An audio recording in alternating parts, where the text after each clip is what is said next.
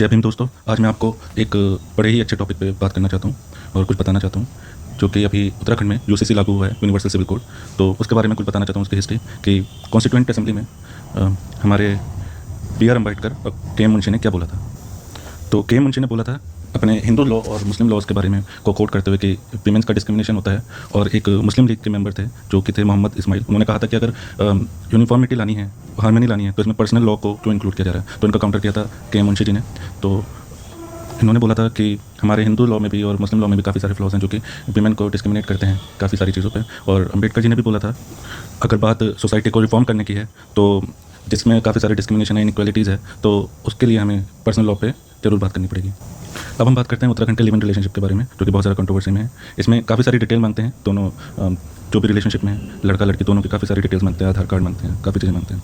एक चीज़ ये है इसमें कि एक थर्ड पर्सन अगर कुछ भी उसे कुछ गलत लगता है इन दोनों के रिलेशनशिप के बारे में, वो कंप्लेंट कर सकता है डायरेक्ट रजिस्ट्रार से, सब रजिस्ट्रार से जाके, कि इनके प्रूफ में या फिर इनके रिलेशन के बारे में कुछ भी अगर उसको प्रॉब्लम होती है तो वो जाके कंप्लेंट कर सकता है।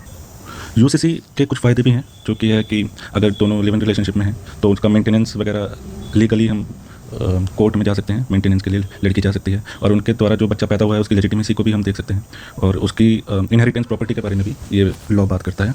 और एक सर्टिफिकेट भी मिलेगा, जैसे शादी के लिए भी मिलता है, ऐसे इसमें भी अनमैरिड कपल्स को लिव इन रिलेशनशिप का सर्टिफिकेट मिलेगा। तो ये कुछ फ़ायदे हैं इसके। लेकिन अब हम देखते हैं कि इस चीज़ का कहाँ यूज़ हो रहा है।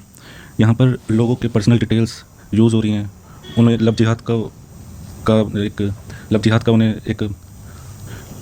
के एक खाचे में उन्हें सेट कर दिया गया है। अगर तो इंटर रिलीजियस में लिव इन रिलेशनशिप में रह रहे हैं या फिर शादी करना चाहते हैं तो उन्हें लव जिहाद का नारा दे दिया गया है।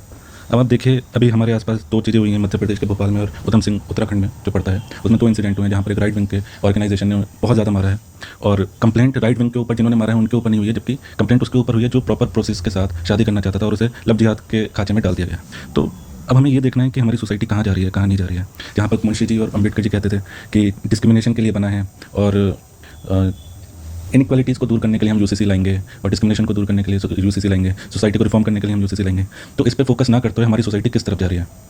ये आपस में लड़ाई करने के लिए यूज़ हो रहा है यूसीसी आजकल, और बस लव जिहाद इसी चीज़ के लिए यूज़ किया जा रहा है यूसीसी को, और वोट इकट्ठे करने के लिए यूसीसी को यूज़ किया जा रहा है। इसमें कहीं भी कैसे भी अभी तक आगे भी हम देखेंगे बहुत से ऐसे इंसिडेंट आएंगे जो सिर्फ right wing, left wing, central, इन सब के बीच में लड़ाई होती रहेगी, लेकिन इनकी प्राइवेसी के बारे में, इनकी इक्वालिटी, इनकी जस्टिस के लिए कोई बात नहीं करेगा।